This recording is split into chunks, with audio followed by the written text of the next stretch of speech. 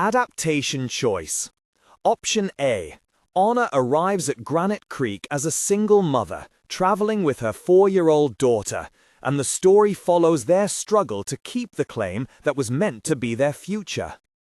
The coach rocked like a cradle, and the October wind took an answering breath through its seams. Anna Cole pressed her cheek to Sarah's last letter, the paper gone soft at the fold where a thumb had brushed it too many times, and watched the land slide past in a rough wash of browns and dull greens.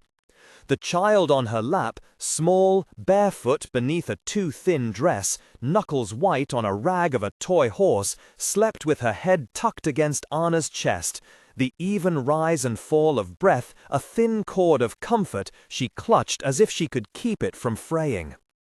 Granite Creek was less a town than a collection of hopes hammered together, one wide street, a post office with flaking paint, a saloon with a sagging sign, a courthouse whose steps had seen more rain than pride.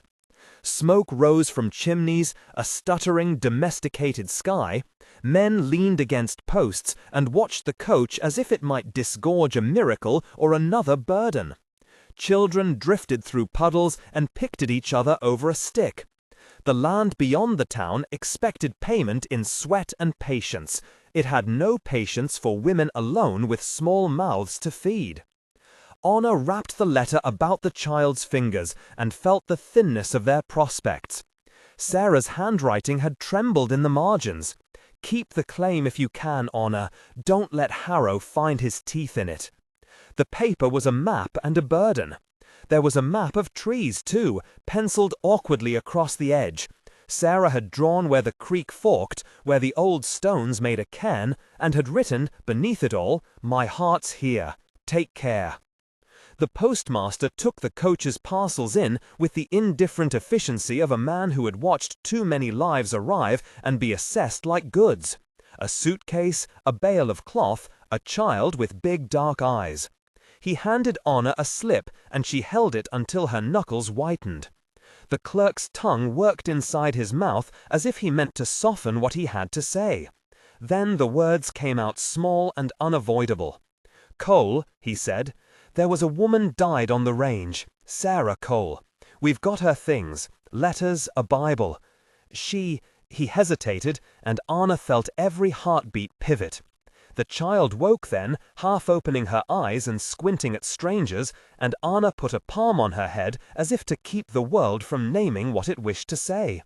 "Where?" Anna asked. Her voice was a reed pulled too tight.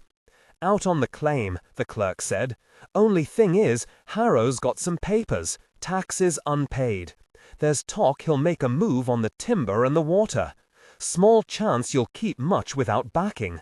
Without," he shrugged, like a man who had seen too many cases turn on a signature. Anna slid Sarah's folded letter back into the inner pocket of her coat as if the paper were a talisman. The coach's wheels left grooves that the rain promised to keep. The smell of wood smoke and the sour tang of oxen mud wrapped around her like a shirt that no longer fit. The child, Maggie, named for the aunt who had kept to hearth and town, scrambled down and stamped at the mud in small, furious circles, bringing the earth home on her toes. They took a room above a boarding house, the sort where women took in strangers for coin and gossip did the rest of the housekeeping. The landlady measured Anna with eyes that had learned caution as a profession. "We don't do children in front parlors," she said, as if that could erase the spilt life beneath Anna's hands. The stairs creaked in that particular insult. The child found a corner to make a bed from old shawls, and Anna felt the town's heartbeat thrumming under her skin. Suspicion, pity, the thin stripe between them both. Anna had a few coins saved, enough for travel and perhaps a week's board. Sarah's possessions were minimal: a tin of pepper, a portrait with a crack across the glass, a Bible with a pressed leaf in it. The post office clerk wrapped the Bible in brown paper and handed it over like a consecration. At night, by the light of a lamp that smelled of burned oil, Anna read Sarah's letter again. It had been a promise and a ledger both. "Keep the claim," it said, and Anna had kept it, like a child clings to a single thread. Harrow's name had a smell to it, the scent of old money and new hunger. Men in town said it with the same soft cruelty they used for weather, inevitable, beyond their making. He owned the store, the loans, some measure of the town's patience. Women lowered their voices when his name passed between them. He was the sort of man who could bury a neighbor with a clerk's signature and a polite smile. The first time Anna saw Jonah Wilder, he was in chains. The sight of a grown man bound and bent had the same quiet of a trapped animal. Jonah sat on a bench in the courthouse yard, shoulders as broad as a barn door, hair cropped raggedly, and a long pale scar running from temple to throat as if a fire had taken a piece of him and left the rest behind. He kept his head down like a man used to carrying weight. When his gaze lifted to Anna, the look was not exactly anger, but a calculating wariness. One body measuring another, one life testing whether it might be salvageable. The courthouse was small. Judge Vance sat behind a bench like a man presiding over an old grammar, keeping order in sentences of law. Sheriff Miller moved as if the law were a belt he wore more for convenience than conviction. Harrow's voice was smooth, the way well-worn rope looks. He handled letters and documents like a man rearranging the world to his liking. They called Jonah in on a trespass charge. He had been working lines near Harrow's timber, an accusation couched in the language of property. Jonah's hands had roughened with labor, and his boots were the sort that had crossed high country and ice. Anna watched the trade. Words for claims, claims for titles, title for the right to water and a strip of trees, the currency of a town that survived by owning. When the sheriff asked for bail, Anna felt the room narrow like a throat. The bail was small in men's terms, $3 silver, but it was a gulf for her. Sarah had left 2 coins sewn into the hem of a dress. Anna had kept them like secrets. She had not planned to spend them on a stranger with scars, but the sight of Jonah's jaw set in a way that made her think of the child asleep beneath the shawl in the boarding house, of Winter's teeth hanging over bark and bone. She paid the coin. No flourish, no announcement, just the jangle of metal across a palm and the clerk's tally in ink. Men leaned back with small smiles, satisfied by the transaction that made sense of their world. A woman paid, a man freed, things righted. But Anna felt the coin as a map whose direction she had chosen. She had traded $3 for a promise she did not yet understand. "You don't have to answer to me," she told him afterwards, in the courthouse shadow where the sun had burned a line along the steps. "But if you come to the claim, you work for it. You feed a child you hadn't planned on feeding. You do it without thinking of the rest as a favor. Is that understood?" Jonah's voice came as slow as a flint struck. "I don't take charity," he said. "I do what saves a life." "Then save ours," Anna said. Her words were not a plea. They were the purchase of survival dressed in stubbornness. Outside, the wind moved the town like a hand checking a pulse. Jonah's release made local talk knit and fray. A woman with a child buying a man's freedom, the kind of story that would be repeated and added to until truth lay flayed, readable only to those who had lived through it. Harrow's men watched with a polite interest. Harrow watched as if counting ledger lines. Jonah rode out with them at dawn, his hat pulled low, a saddle that looked as if it had carried more winter than summer. He was not the trimmed man from town rumors. He was a country made of scars, a person shaped by the fire that had taken his family when he was small. He had done odd jobs on ranches. He could brand and saddle and mend as a man needed to survive. Yet the mountains had left him with a knowledge that belonged to cold places. Where to bank a fire so it would last the night, which moss marked a spring, how to eat only the parts of an animal that would preserve without rotting under a sun. The first night outside of town, under a sky that seemed to lean in close with the weight of it, Jonah showed Anna how to fashion shelter from branches and the underside of a coppiced roof. He arranged the stones, coaxed a fire to hold, And when the child woke and began to cry from cold, he did not look embarrassed as the men in town might. He moved the child between them, pressed a dry blanket about the small shoulders, and hummed something that had no words but steadied. There was a moment, small, quiet, and infinitely consequential, when Jonah sat and braided the child's hair with slow fingers. Anna watched the braid fall into place. It was a small, improbable domesticity in a world that had little space for it.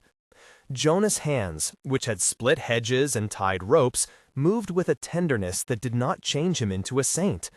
It only revealed the part of him that held goodness as if it were an instrument he could play without thinking. On the third day the weather turned.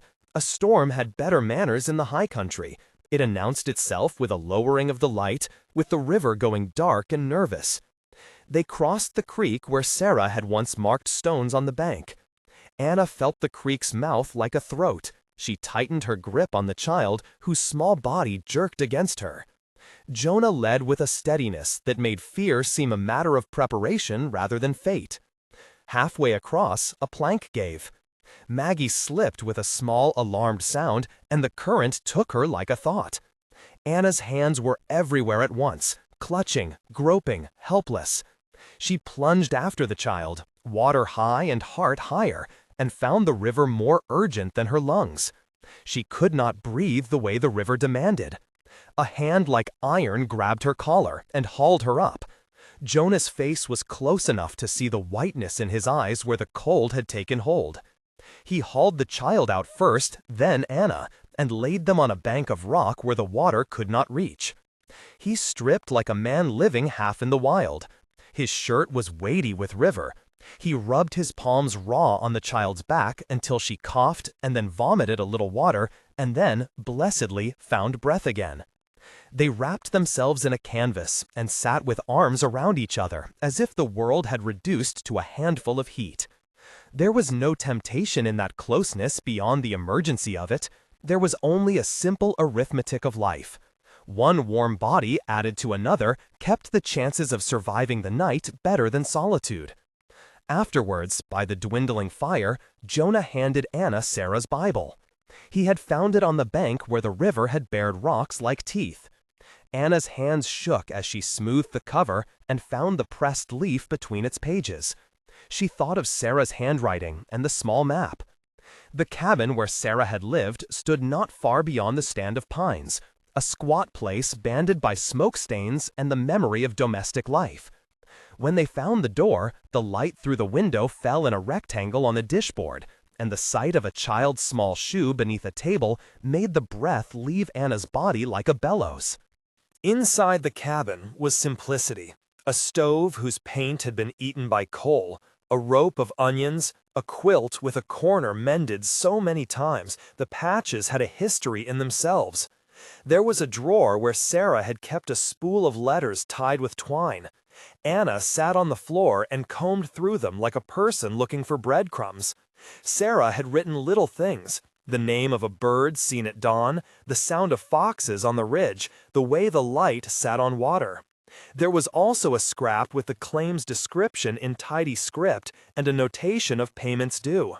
That paper became a small, fiercer thing in Anna's hands, proof of an intent, the ink of a life that had been lived. The cabin felt like an answer and a question both. For 2 days they made it work. They split wood, mended holes with patches of leather, and stored enough food to see a frugal winter through. Jonah showed Anna how to lay a bed within the stove's warmth and how to seal windows with paper so the wind would not find its way in. He proved his worth in 100 small tasks. He removed nails with a patience that belonged to people accustomed to fixing things rather than pleading for them. It was in the repetition of ordinary labor that the real work of intimacy began. They braided each other's hair under a lamp that smelled faintly of tallow, and the child hummed a tuneless song while threading a scrap of cloth into a toy. Jonah taught Maggie to whittle, letting the child handle a knife with the same care he used on his own gear. The blade was blunt, and the lessons were given with patience, the kind that could be trusted. At night they slept close, not for romance alone, but for economy of heat. Jonah did not press or seek. The town's scorn did not enter the cabin like an animal. The walls kept some of it out. There was a small, private world where care sat on the table and listened. Anna's hands, always busy, learned to make bread from a mix the way another learns to read, by repetition and the correction of mistakes. Jonah would wake her if the stove was low, watching the child's breath for any sign of fever. He mended the child's shoes with tender, precise stitches. When warmth and proximity loosened speech, Jonah told her about the fire that took his family. He spoke in fragments: a homestead that burned, a child he could not save, the smell of smoke that lodged in the back of his throat like an illness. He did not ask to be excused by his past. He explained it as a fact that shaped the space he lived in. Anna answered with her own catalog of losses: a mother who had been taken by fever, a sister who had trusted in a claim like a prayer. They did not seek absolution from one another. They offered time and small labor instead. The legal fight began in small ways. Harrow's men came to the edge of the creek, pacing and measuring with an insolence purchased by his money. They cut at trees near the boundary lines with an impudence like song. They left nails and stakes as mocking punctuation. Sheriff Miller looked on with a face that suggested a man who wished not to be bothered. Judge Vance wrote words that smoothed edges without really setting them. Harrow sent letters with the varnished tone of someone instructing less refined people how to live. Anna walked into town, and the town walked back. The landlady's eyes hardened at the sight of child and woman returning together like a small offense. At the post office, she presented copies of Sarah's deeds, the small map, and letters that proved a presence. The clerk's pen hesitated. The town's ledger had entries that ran like the cross-strums of a business, lists of payments, dates, names. Among them, Harrow's signatures could be read like a man whose hand had been taught to make things appear settled. But a ledger can be corrected, ink can be matched, and handwriting can be questioned. There was an evening when Harrow's carriage rolled through town like a cleanly pressed weather system. He stepped down in leather gloves and spoke in a voice trained in polite jurisdiction. He called the claim a debt and mentioned, with not quite a sneer, that a woman with a child had many more mouths to feed than a man in a field. Anna's face must have shown what she was thinking, because Harrow smiled like a man who had a plan for small people's rebellions. Jonah watched from the pub, a cup halfway to his mouth, and the town gathered its consumption of the scene like a meal. That night a note appeared under their door. It was not signed. It read, "Keep to your wits and keep your mouth. He will take what you cannot guard." The words had the flat white cruelty of a stone. Anna folded it and held it like a thing spleen to pulse. Maggie pressed a small hand to Anna's wrist and asked, in the way only small children ask, why the men were so mean. Anna told her a lie the way adults teach children not to slip on the knives of the world, that some men had forgotten how to be kind. That wasn't false so much as it was a merciful economy. Jonah took the note and crumpled it in a palm that had seen worse than inked threats. "They'll try to frighten you," he said. "They like to watch when folk move scared." He set the crumpled paper on the cook table and burned it with a match, the smoke rising like a small prayer. Winter moved in as if to test the metal of every promise the town had made. Snow came early, a steadfast grey that flattened the days and smudged the horizon lines. Anna watched her child's breath make small ghosts in the cabin window and felt the land's patience in the way sap stopped in branches. Food stretched thin. They learned to make a little stretch into a small grace, a soup that lasted 2 days, a stew that became bread when boiled long enough to thicken and be turned into cakes.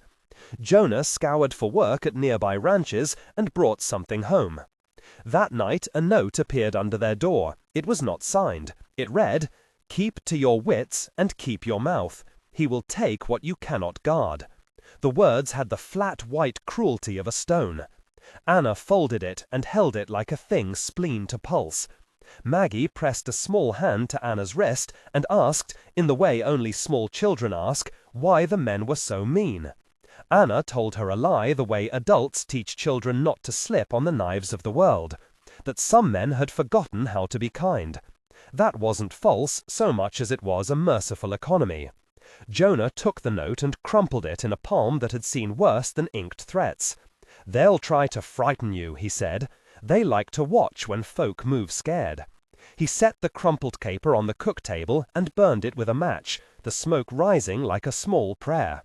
Winter moved in as if to test the metal of every promise the town had made. Snow came early, a steadfast gray that flattened the days and smudged the horizon lines. Anna watched her child's breath make small ghosts in the cabin window and felt the land's patience in the way sap stopped in branches. Food stretched thin. They learned to make a little stretch into a small grace, a soup that lasted 2 days, a stew that became bread when boiled long enough to thicken and be turned into cakes. Jonah scoured for work at nearby ranches and brought something home. Some nights he slept with a rifle across his knees, not because he had become cruel, but because he had learned the nation of being ready. One night, while the child slept in a cradle made of old planking and cloth, there was a pounding at the cabin door. Anna started, and Jonah was awake and alert, muscles no longer ached with sleep. He opened the door a fraction and a face loomed, a harrowed man new to the town, breath steam in the cold. "Harrow says you're on borrowed time," he muttered, and left as quickly as he'd appeared. The threat hung like a winter mist. Anna's shoulders tightened. She had not been raised to beg, she had been taught to stand. She thought of Sarah's map and the Bible leaf and how a life could be documented and erased by a man with ink and coin. She thought, too, of the small hand that trusted her sleep. She made a choice then as certain as anything had ever been. She would not allow Harrow to take the place Sarah had made into a place where her child would shiver under a stranger's rule. At dawn, they rode back to Granite Creek. Jonah walked when the snow grew too thin to hold a horse's hooves, and Maggie nestled under a fur blanket in the saddle, with a look of bewildered amusement that young children have for adults who make a game of moving the world. The town's breath condensed in the morning, and citizens peered with a mixture of curiosity and suspicion as the trio came into the street. Harrow was waiting by the post office, hands folded in the way of men who own more than they need. He raised his chin and offered a civility like a net. "Miss Cole," he said, his voice admirably lubricated, "I would remind you that claims are technical things. A woman's sentiment will not keep the water running or the timber standing. There are payments due, and the law does not defer to sentiment." Anna felt the town watch her like a ledger. She had always carried her poverty as if it were some invisible garment. She had not expected to be accountable to the likes of Harrow for the moral content of her hunger. "The land was my sister's," she answered. "I'm keeping it. If there's a debt, I'll pay, but I will not give it away to a man who thinks a signature can replace a life lived here." Harrow's smile did not fall. "You cannot fight ink with feelings, Miss Cole." His hand brushed as if at a ledger, and he pivoted away to the clerk, to the comfort of paper and precedent. And yet, a story is rarely decided by eloquence alone. It is decided by evidence. It is decided by whether someone remembers to tally the right item in the ledgers. There are always mundane instruments for the undoing of ambition: a clerk's ink, a ledger's date, a certificate yellowed with time. Anna knew this. She also knew that one woman with a child was no match for a man with money on his side in a town that liked tidy endings. She counted Sarah's papers and found one thing she had not expected: the surveyor's mark that matched the map Sarah had drawn. It was not final proof, but it was a beginning. That afternoon, as the town's talk moved from business to supper, Jonah sat on the step of the cabin and watched Anna at the small table scratch of pen on paper. He had been quiet at times, like someone who keeps his telling for the right hour. Anna had paid his fine and told him to earn his keep. He had delivered. He had also done the thing men seldom expected. He had shown up as a measure of steadiness, a fence around the child's life when the world had none to offer. "You didn't have to pay that for me," Jonah said once, his voice a low rumble that might have been an apology or an observation. The child, busy with a carved horse, flung her head up and declared a war on the imaginings of men with a child's spectacular finality. "You would have let them do what they want to do," Anna said. Her answer sat between them like honesty. "I had the money. You're useful. We both gain something. But I did it because I could not go home and tell Maggie there wasn't a place to sleep. That's all." In a town where intentions were weighed as if they were grain, that was a quarrel settled by necessity. The two of them found a rhythm. Jonah's skill and Anna's stubbornness braided into a plan. She would keep the claim on paper while he made sure its borders remained intact in muscle and presence. They would, between them, tend the child, feed the fire, keep the world from keeling. But Harrow's net closed by small degrees. He wrote letters. He arranged for a surveyor who knew more about pliant ink than the law. He paid for a clerk to misplace a page and made a gentleman's bargain of it. Harrow's men had the kind of patience that comes when one can afford to wait out a winter or two. A man with Harrow's means could buy time and wear down resolve without striking a single blow. Anna learned the small arithmetic of leverage. She paid for a copy of the ledger and copied the clerk's handwriting with the determination of someone studying a life she could not afford to lose. She went to Judge Vance and read the map aloud. She did not plead. She argued, like a person who knew the weight of evidence and how it could be arranged. Jonah stood behind her the way a door stands behind a human being, not loudly, but inevitably dependable. As the days shortened into the tight, honest cold of late November, an uneasiness settled over the claim that felt less like menace and more like a deepening of winter, constant, patient, and unrelenting. They found logs cut near the far edge of the timber, and Jonah left them with a note tied to a nail. "We watch." It was both a warning and a promise. One evening, when the stars were hard as coins and the wind an animal moving, a knock came at the door that was not a threat but an invitation. Sheriff Miller, wearing a face that suggested he meant well and feared more, came with word from the town. The clerk had misplaced a page. Harrow claimed an error. The courthouse would review. The sheriff's tone suggested that law moves in the measured pace of inconvenience, and that people like Harrow understand law's capacity for patience. Anna read the sheriff's letter in the lamp's light and felt the room tilt. It was no drama, it was a shift of momentum. Harrow had the patience to wait, in the way a man with coin waits for the right age of fruit. Anna wrapped her hands about the Bible and thought of Sarah like a person who had left behind both a map and a test. She thought of Maggie's breath in the cradle, of Jonah's steadiness, and of how tenuous their arrangement had been bought with 3 coins and a stubbornness the town had not anticipated. At the edge of sleep, Anna pictured the creek and the cairn that Sarah had marked, a place where someone had said their name was proof enough to stake a future. She pictured Harrow's handwriting and his ability to make men like the clerk believe a truth that suited him. She pictured Jonah's hands, rough and steady as planks, and the small warmth of a braid in a child's hair. She understood the world in terms of what she could hold and what she might lose. Before the night closed, Jonah sat with her by the stove, the child's breath slow and even.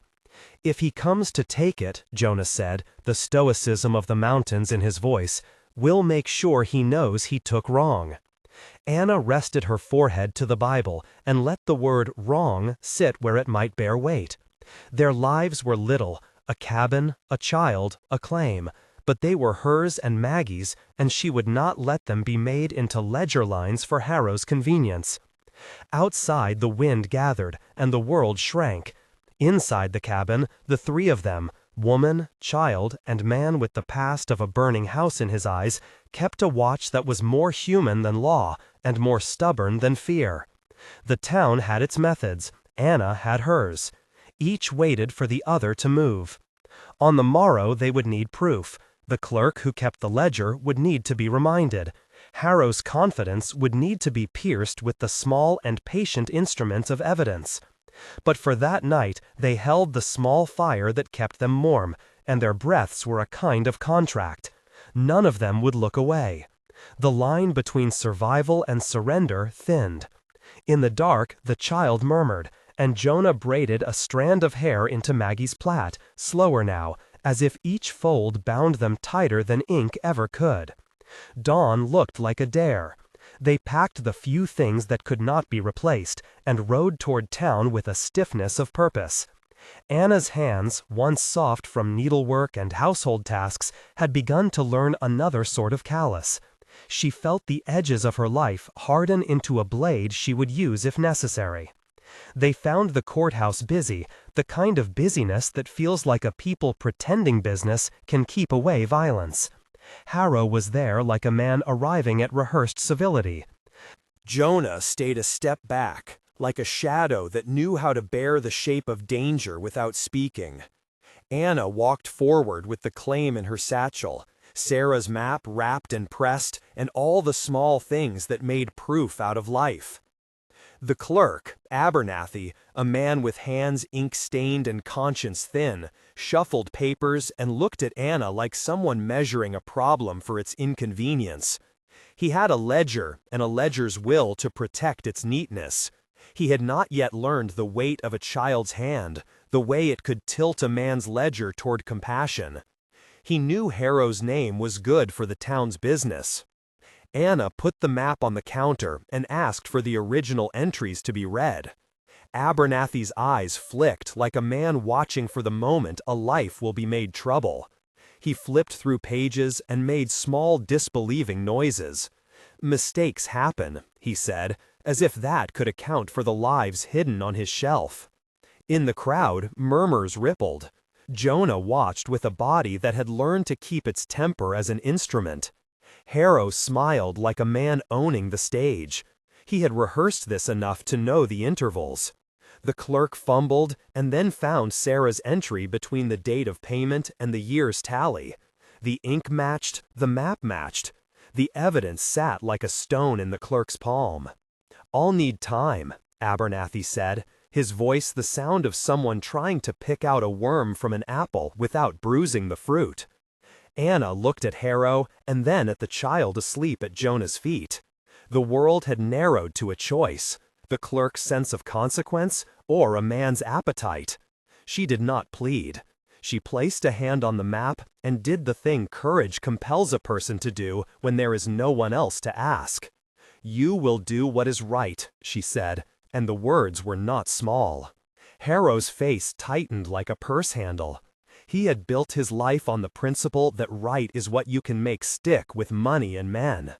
But towns have a way of remembering who does the real work, the ones who cut the wood, tend the child, and find the spring.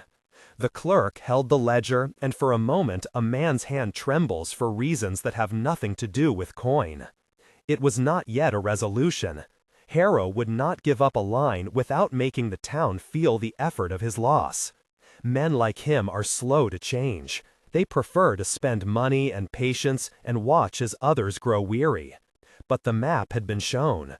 The clerk had found his pages. The law had its slow teeth, and they had been shown a strand of evidence.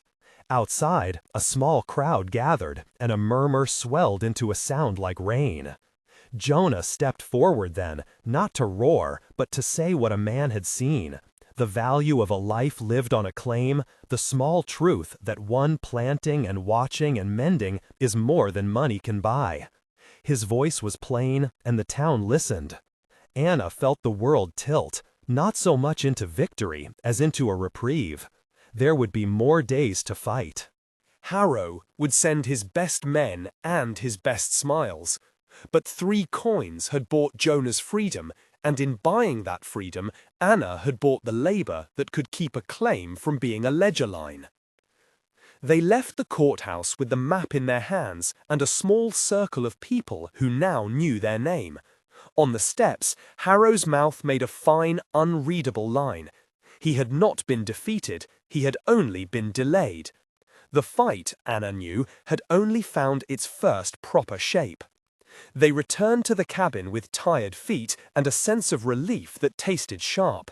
The child danced on the threshold and laughed at a joke Jonah made about the way boots could be married to mud.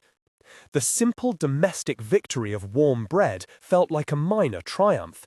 But Anna corrected herself in her head, thought of the ledger the clerk had kept and the way paper could be misplaced. She thought of men who could wait. She thought of Harrow's patient appetite. That night, with the child sleeping and the house quiet, Jonah walked to the edge of the clearing and watched the stars. He had a way of taking in the landscape like a man who was still cataloguing what belonged to him and what did not. He had the look of someone deciding whether to remain in a life that might ask him to be tender and to be brave without measure. Anna found him at the edge of the wood. "You could go," she said. Her voice did not threshold begging. It was a small, practical offering. "You don't have to stay and be part of Harrow's games. We can live where the world is less keen to watch."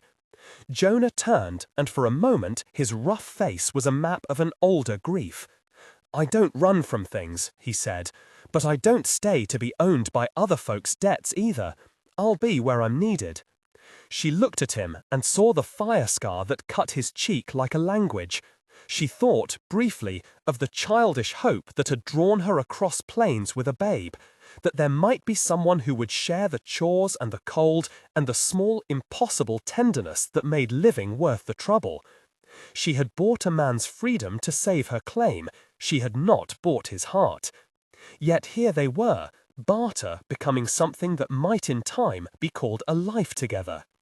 The night kept watch while they both thought of what future might look like. Outside, the wind made a low and steady sound like a sea against the world. Inside the cabin, the child turned in sleep and found a thumb to suck, and for a moment Anna allowed herself the small ease of believing that, for all of Harrow's teeth, there could be a place they could hold. But the world beyond their small fire had teeth too. Harrow did not strike with suddenness, but with a patience that could thaw a family's resolve like frost in spring. There would be another court date, perhaps a cunning clerk, perhaps a night when the wind carried the smell of smoke from a place it ought not to come from. The first part of the battle had been fought with coins and maps and the improvised kindness of a man who knew how to braid hair. The next would require louder courage, a publicness that would measure hearts and blow away easy comforts. Anna felt the truth of that weight settle like a stone in her stomach. She wrapped herself in a blanket and braided the child's hair once more, each fold a small vow. Morning broke with the thin silver light of winter, and the town's cheerless industry resumed. The ledger had been opened, Harrow's patience had been exposed. A storm of small acts, the kind that people call courage, began to gather. They had bought time and proof. Now they would need witness and strategy. They stepped from the cabin into a wind that smelled faintly of smoke from a distant place. The trees had a quiet that was older than law. Jonah turned his head toward the ridge where the timber stood, and Anna saw the shape of resolve ease into the set of his shoulders. For all his past, he was, whether the town named him a cowboy or a trapper, someone who could be trusted where the world was harshest. They walked toward Granite Creek with the map in Anna's hand, and a child's laughter like an answer in their ears. The town watched them like an audience whose favor might be bought.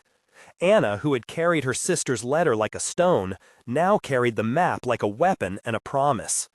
At the edge of the town, a boy, Caleb, a boy who ran messages for the post office and knew most people's names, came running up, breathless and wide-eyed.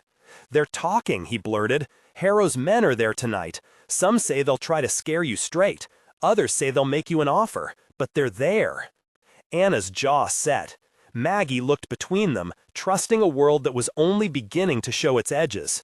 Jonah breathed in slow, controlled, deliberate. The line between action and safety was narrow, and tonight the town might choose which blade to swing. They turned then, 2 figures and a small child, and walked the long plank of granite that split the town, and felt, briefly, under their boots like the spine of something older than Harrow's ink. Men stood in their doorways. The lamplight caught faces like coins, curious, cautious, some plainly eager for theater. Harrow's men were there, as Caleb had warned, 3 broad figures in rough coats, their collars turned up against the air. They waited as if the night belonged to them. Harrow himself was not yet visible. He preferred to send proxies who could do the graceless work and leave the merchandising of cruelty to the polished hands. Anna paused at the foot of the plank and looked at Jonah. He returned her glance with the steadiness she had come to rely on. Maggie, snug beneath a fur, peered from the saddle and laughed when a dog barked too close. The sound was careless in a way that made Anna ache with protection. The men at the edges of the crowd stepped aside like tide. One of them, a scabbed-faced fellow named Rennick, who kept odd work for Harrow, approached with the heavy politeness of a man delivering news rather than asking. "Miss Cole," he said, bowing with a mock civility, "you do well to hear Mr. Harrow's offer. He's a reasonable man. He can make you comfortable, and this trouble—" He waved a hand over the town and the timber beyond, as if trouble were a thing that could be brushed aside like crumbs. "Pay the arrears, take a sum, move on. There's no shame in a sensible exchange." Anna was tired to the bone, but not to her pride. She dismounted and drew the child close. Jonah's hand, resting on the small of her back, was an anchor of warmth against the chill. "This is my sister's land," Anna said. "I'll not sell it because a man in town wants timber. The trees aren't his just because he speaks the right words." Rennick smiled in the way men smile when they have coin on their side. "It's not about want, Miss Cole. It's about what keeps town and trade in order. Harrow keeps the mill running. He keeps folks paid. No good comes of people who hold what they can't.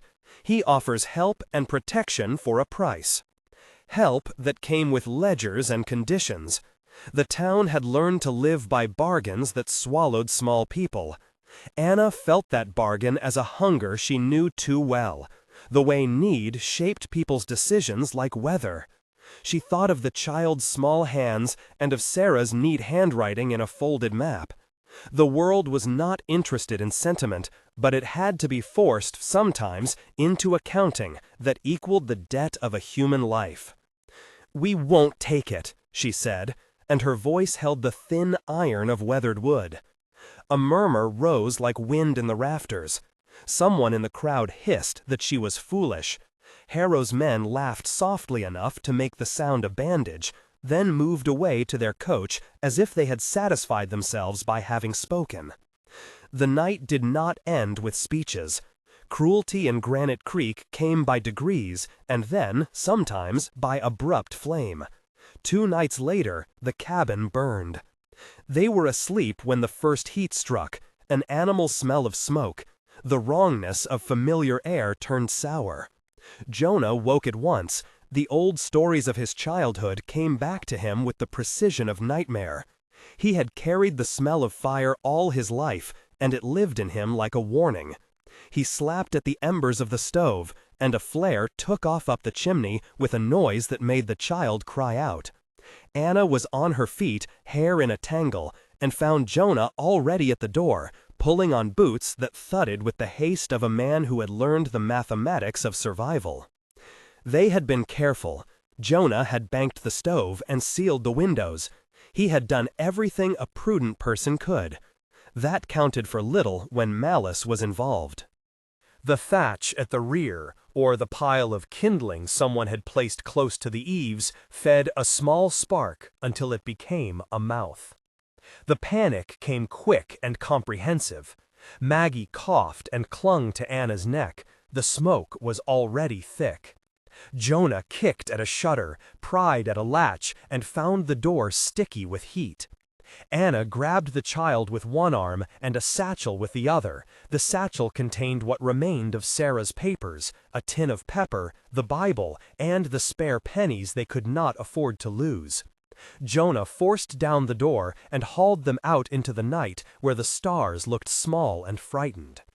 The cabin lit like a single private sun. The roof collapsed inward with the terrible sound of a world closing its eyes. Anna stood on the far side of the verge, smoke burning tears from her eyes, and watched as the flames took the quilt Sarah had mended into roaring shredding. The fire ate proof, as if proof had been only paper and not the quiet skill of a life. Rennick's carriage was in the lane when the smoke hit town. Harrow had not sent a carriage for charity. The men came with leagues of water and a will to watch. Sheriff Miller arrived with a face that flattened the way well-brought men do when asked to witness in consequence. Someone called the town watchers, and a knot of men gathered on the far slope, their faces red from the reflection of flame. Jonah went at the blaze with the animal panic of someone who had lost kin to such a mouth before. He waded into the heat, finding the stove's iron cold in one corner, pulling away what he could with hands blistered by the first licks of flame. He dug his fingers into the wet earth and threw soil at embers until his palms were raw. He found, beneath the roots of the floorboard, a small tin where someone had tried to hide papers. He ripped it free and brought it to Anna. It was warped and blackened around the edges. Some letters had been singed to illegibility. Sarah's portrait had a blackened corner, the crack widening until the face inside looked like a ghost. The loss was more than paper. The child's cot was ruined, the stuffed horse had a singed ear. Maggie fell into his arms and shivered with a cold that had nothing to do with winter. Anna held her and felt the world narrow to the size of a sob. Jonah had flames in his hair and smoke in his lungs. He sat on the ground with his back to the smoldering skeleton of the cabin and pressed his head to his knees like a man who could not bear the sound of fire anymore. No one shouted the names of suspects. The rules of the town allowed for polite criminality. Harrow's men never set a fire in someone's house the way beasts set a carcass on the road. They did it with an economy of distance, leaving the work to those who could be paid to do it. Still, townsfolk looked at one another and made the small exchange that served as accusation without risk. The sheriff's eyes skirted the corner where Harrow's men stood with their gloves on. "We'll make an inventory," the sheriff said at last, as if inventory could slow the cold that had crept into Anna's limbs. "We'll find the hand that did it." Anna felt the words like a promise she did not trust. Promises in Granite Creek were often like paper. They burned. Jonah carried what he could into the dark, and then, when the smoke thinned enough to allow thinking, pulled Anna and the child a little away from the town's judgment. He held Maggie to his chest and hummed a small, steady noise that had nothing to do with religion and everything to do with keeping a child's heart beating. Anna pressed her face into his shirt and tasted a salt she had not asked for, but had been given, the knowledge that the world could turn cruel without warning. The loss of the cabin was a blow that rearranged their plans. The papers gone were not all of Sarah's proof, but they had lost the cleanest pieces. The precise photograph of the claim's boundary, the neat envelope containing the surveyor's seal. What remained was a tattered map in Anna's satchel, a ledger copy she had made, and the Bible Jonah had returned to her that first night by the river. For the town's purposes, the spectacle of a burned cabin spoke louder than a map in a pocket. In the days that followed, they took shelter in a cave Jonah knew on the far side of the creek, a place cut into the bank like a mouth, where the earth kept its breath. It was not a home, it was a refuge. They wrapped themselves tight against the cold, and Jonah kept a fire small and banked because he had seen what flames would take. The child slept fitfully and coughed. Anna, bleary and raw, kept vigil. It was in that cave that Jonah's old ghosts returned with force. The smell of smoke sent him into a silence deeper than before. Sometimes he held his face in his hands and whispered fragments about people he had been unable to save. Anna sat beside him and watched, and she learned to be present for someone whose grief had no easy shore. She did not try to fix him with words. There are some things that cannot be articulated. There are some wounds you only learn to be near. The town, in the meantime, locked down the narrative it preferred. Harrow's men murmured about accidents and misfortune.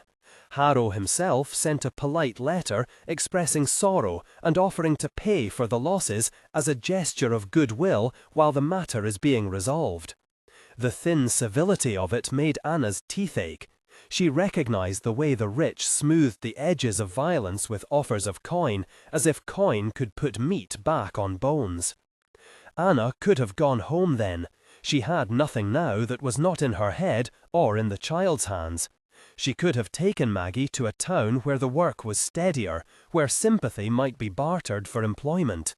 But something settled in her, the way frost settles in hollows, a refusal that had the weight of a small, stubborn stone. She had promised her sister, in ink and in heart, that the claim would not be given away. She could feel in her bones that the land held a kind of dignity she would not sell for a town's ease.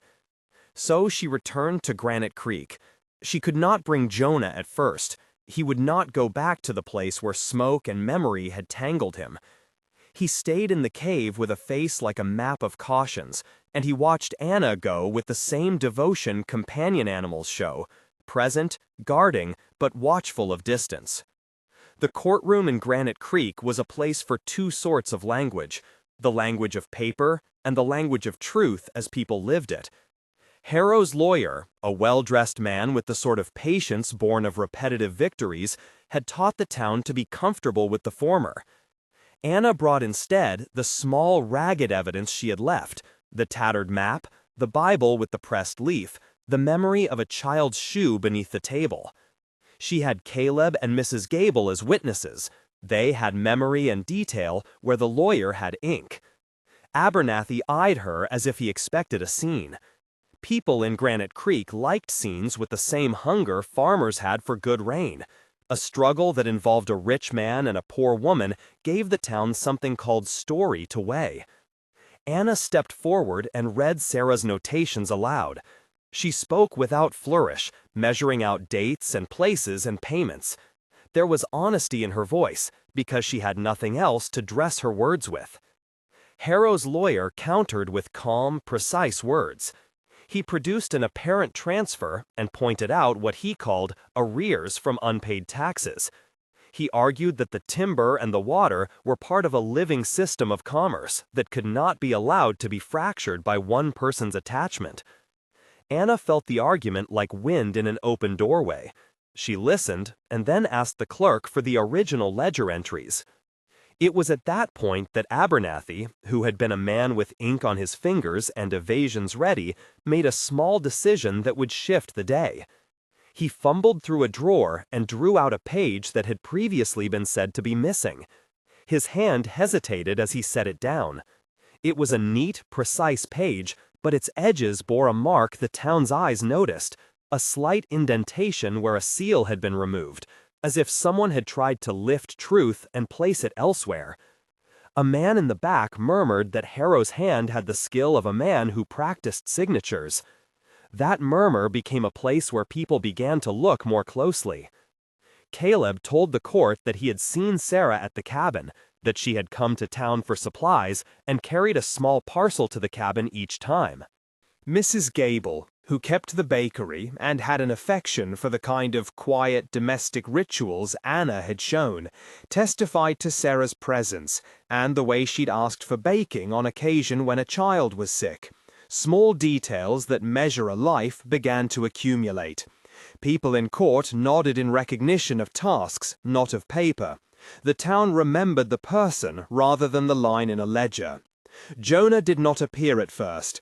He had not been well in the cave. The smoke had lodged in his chest and made him cough.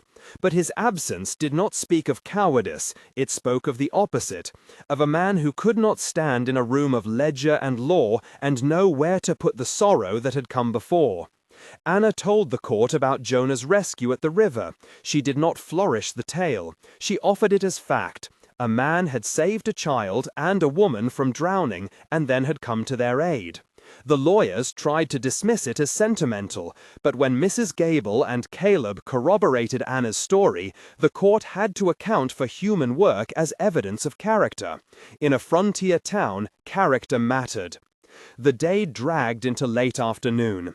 Harrow's lawyer turned to questions of procedure and notation, and the crowd watched the slow grind of a system built for patience.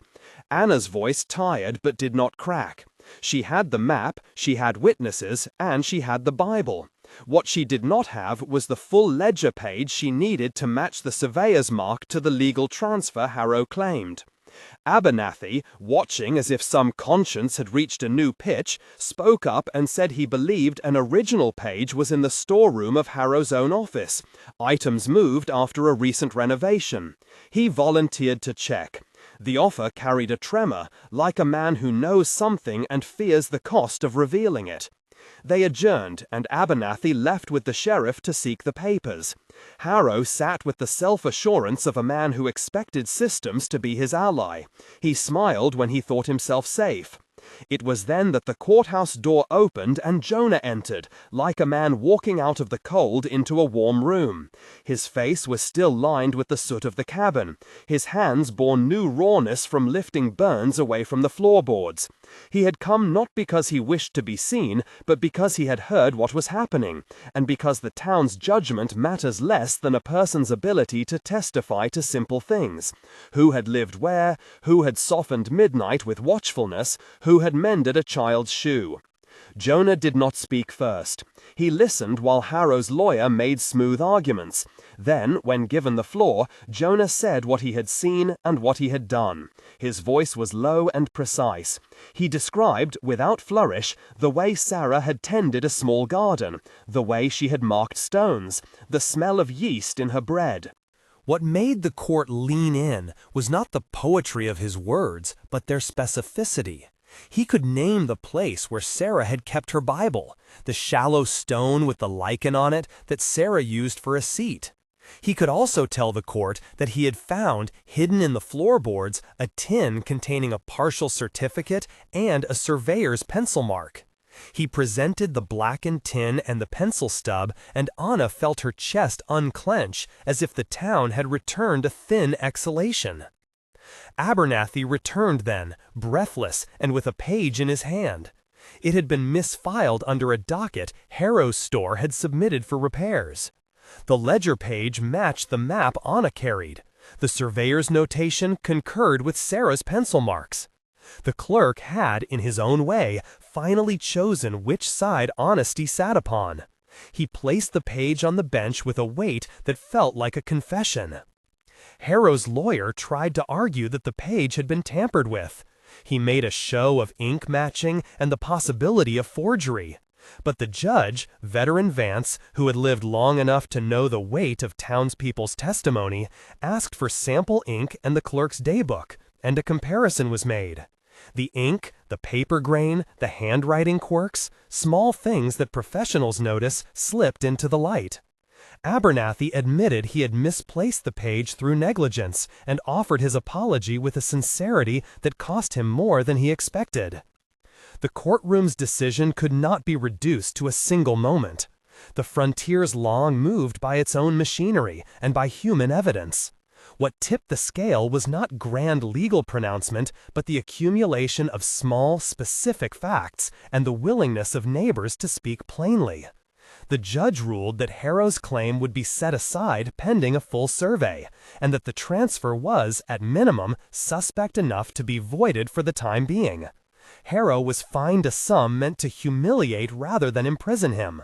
The town saw him as a man who had abused its trust, not as a man fit to be taught a lesson by iron. Harrow left red in the face and white in his fingers. The social order had shifted.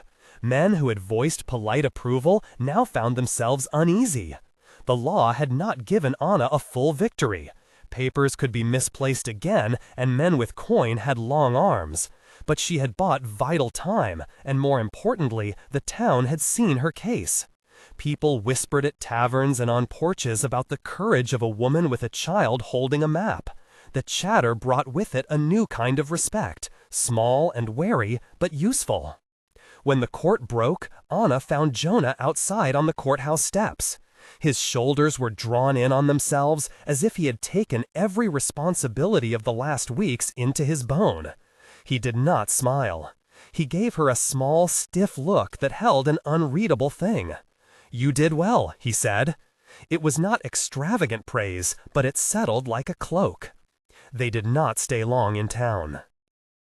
The cave had been made a refuge, and the child needed steady food. They took a pack and left that evening, not because they feared reprisal, but because the town's victory had made their life too public for comfort. Attention in Granite Creek was a double-edged thing. Exposure brought aid, but also eyes that measured how much courage could be afforded. Jonah's shoulders had not relaxed. In the hours when the storm had ended and the world showed clean edges, he walked into the trees alone. He came back at dusk with a satchel of small game, and the look of a man who had decided something. He had been thinking about danger, about the way his presence brought old fires to mind, and the way his hands sometimes shook when smoke was near. He had told Anna this much. His past was a lens through which he imagined threat, and he feared that if he remained near her, the risk to her and the child might be multiplied. That night he did something Anna did not expect.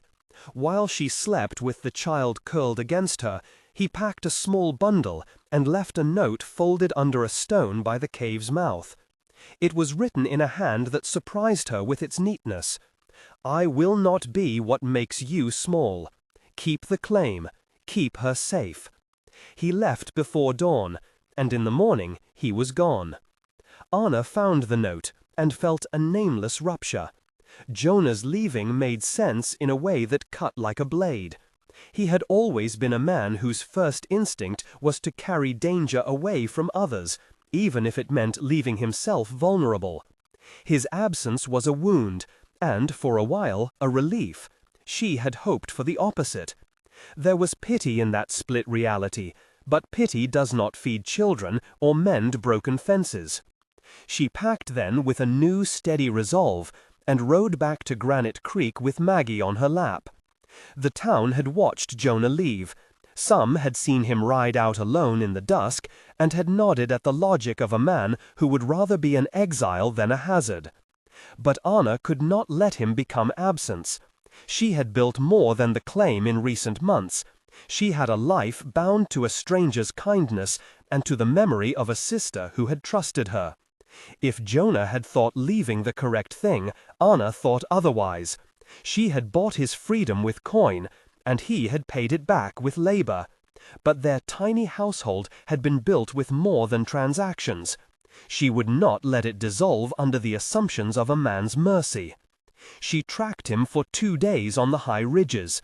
It is not easy to follow a man who knows how to move quietly in country and who does not wish to be found. But she had a stubborn skill of her own now, and it served her. On the 3rd day she found him at a place where the land jutted out into a hollow, a wind-cleared ridge where the sunlight sat like a hot coin. He was making a crude bench from a plank and a stump, working in a slow and careful way that calmed him. He looked up when she came. For a moment neither spoke. The wind filled the gap. "You could have left a note to say you were gone," Anna said finally, as if the facts could hold the argument. "I did leave a note," Jonah replied. His voice was low. "I didn't want you to see me go when you needed to be thinking about the child. I won't be the thing that draws danger to you." "Danger is already here," Anna said. She had no wild, soft words to sway him with. "We are not what brings danger to the land. Men like Harrow bring danger. You staying is not a threat. It is a shield." Jonah's hands paused. He had lifted rough nails into the wood with patient skill.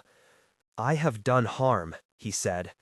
He did not explain in detail. He did not need to.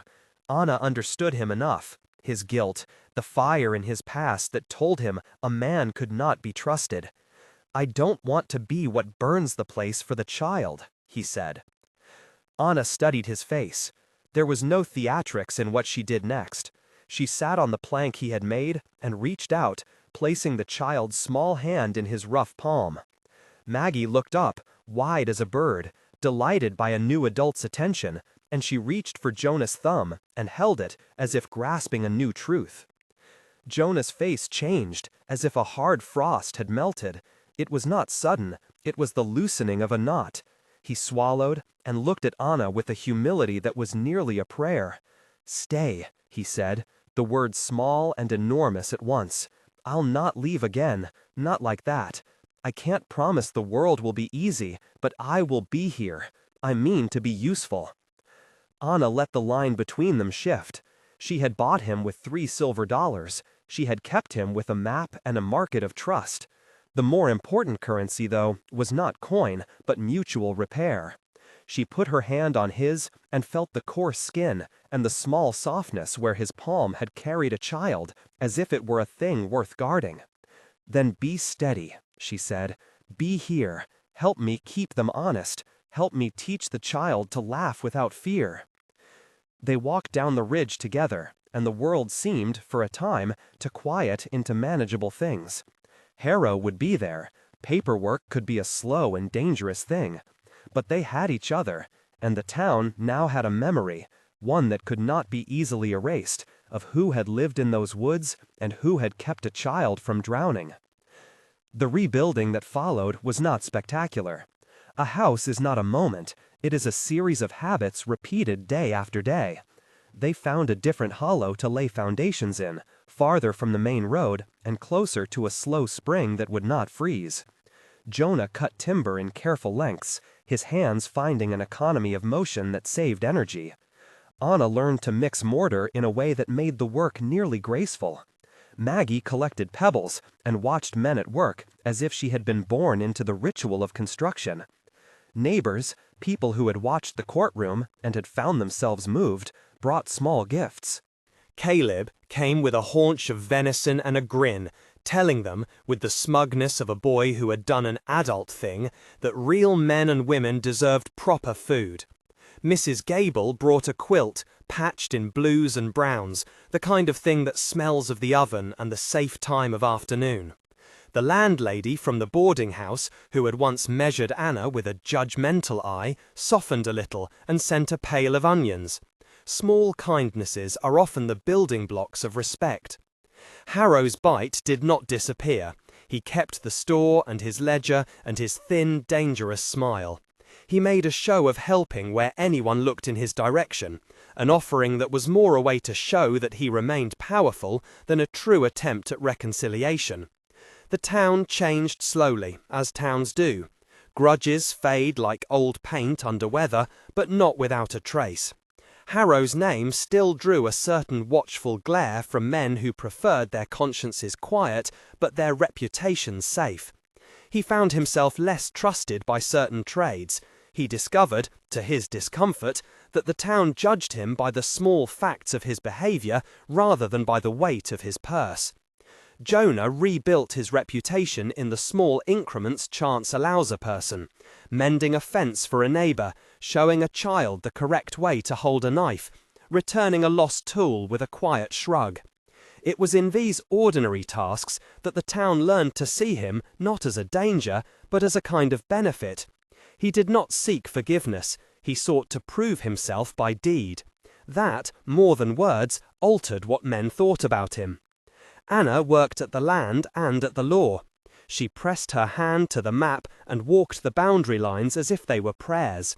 She petitioned the clerk when the surveyor's work lagged. She pushed and reminded and taxed the system in a way that a person without resources must learn to do, by wearing down the machinery through persistence.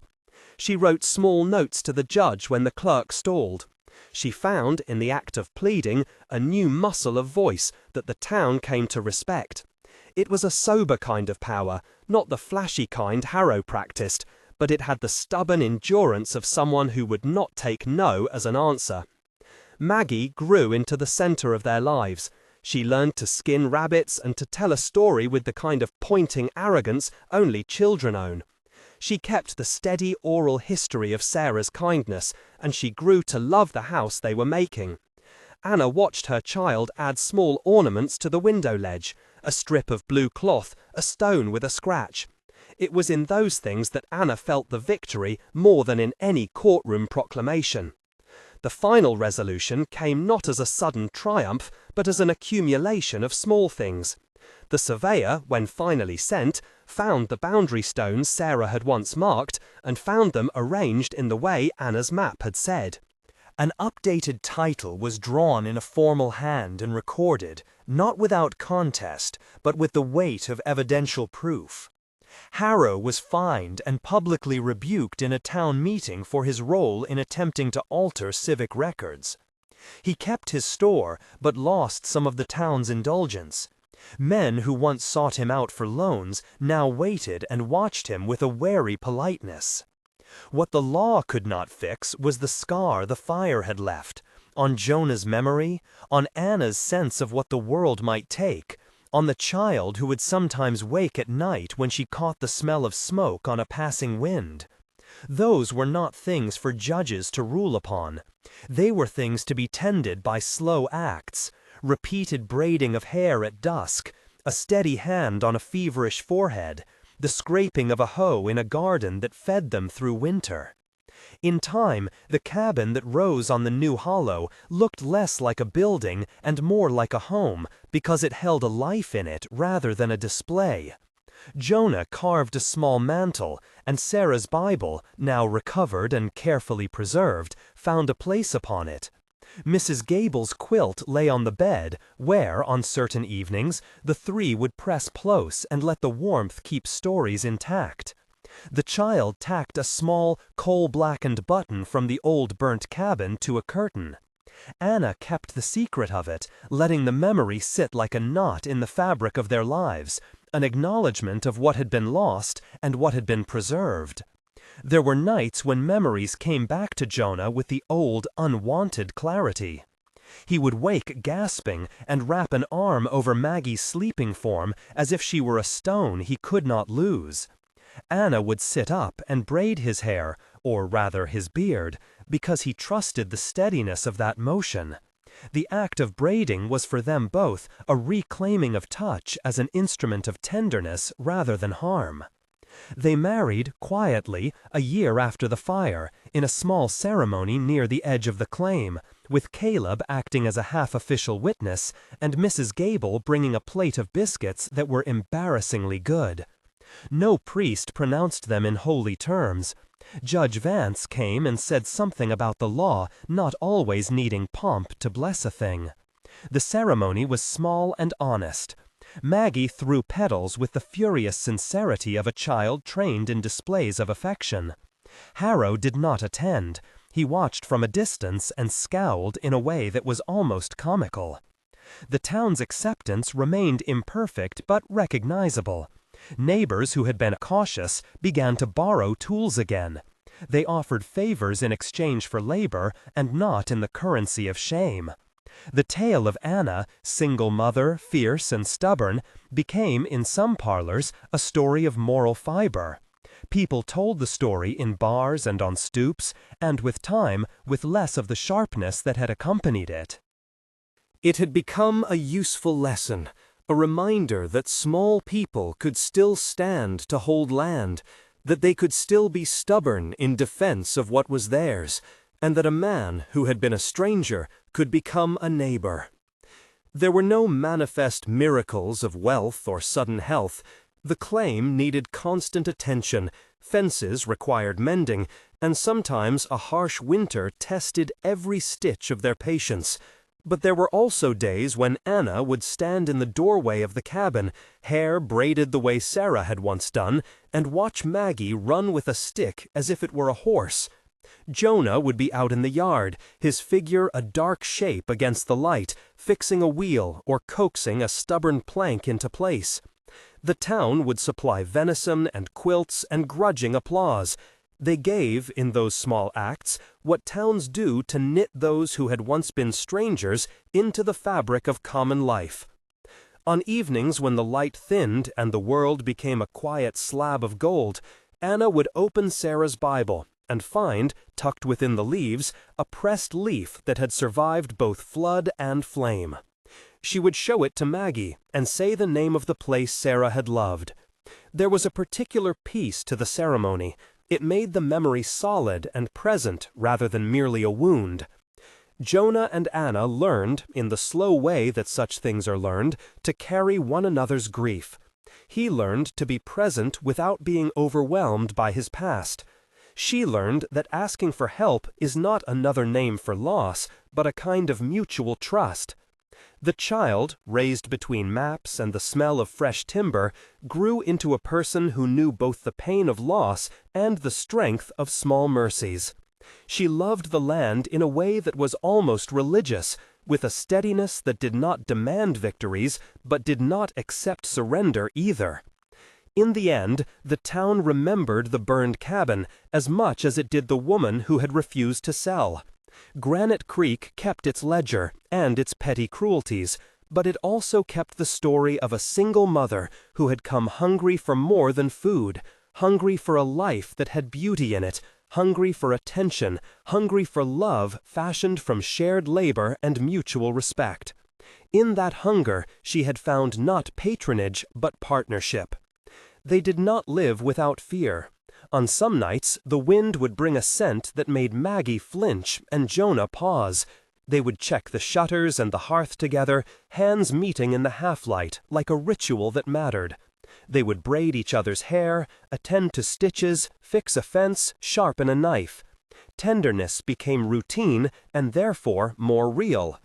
Years later, on a low afternoon when the light sat like a coin on the creek, Anna watched Jonah sitting on the stoop with the child asleep in his lap. They had both grown into the small dignity that comes from steady work. The scars on Jonah's face had softened into the geography of a lived life. He looked up as she approached and offered her a crooked smile that had once been reserved for storms. "You ever regret it?" he asked, the words small but meaning the world. Anna set down a basin of water and looked at the hills where the timberline met the sky.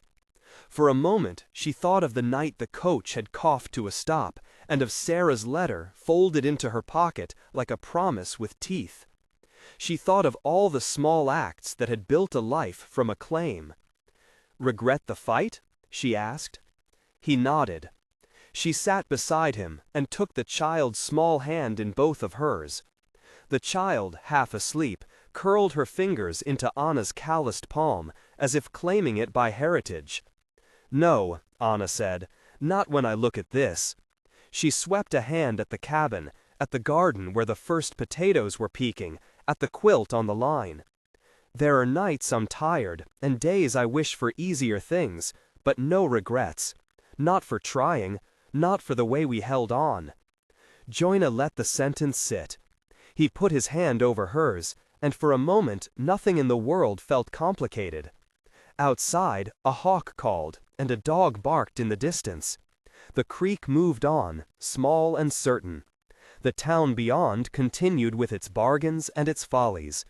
But the claim belonged to them, to the child, to the memory of a sister that had been kept sacred. Anna stood up then and went into the house to light the lamp. The work of a life is often prosaic, mending a door, mending a child's jacket, braiding hair for warmth in the night. She braided Maggie's hair that evening with slow fingers, each tuck a small insistence that beauty survives. Jonah watched and smiled, in the private way he had learned to, an expression without words that said, "I am here." The last image that autumn gave them was quiet. The three of them at the doorway, hair catching the light, the Bible safe on the mantel, the land behind them swelling into a horizon that promised rain and sun and endless labor. They had not been given the world. They had made a place in it and guarded it. That, in the long arithmetic of days, felt like more than money could buy. And when questions came, When strangers asked how a woman with a child had managed to keep a claim against a man like Harrow, Anna would smile with the small, fierce pride of someone who knew what she had done. "We were just stubborn," she would say. "We were stubborn, and we loved. That was the thing that mattered." The town would nod and pass the tale on, and in the stories told by hearths and at the foot of the bar, the headline that had once read, "He was just a cowboy, and she was a single mother starving for love and attention, and more beauty," would gain, in people's mouths, the whole truth, that a life made by mutual care is, in itself, a kind of beauty.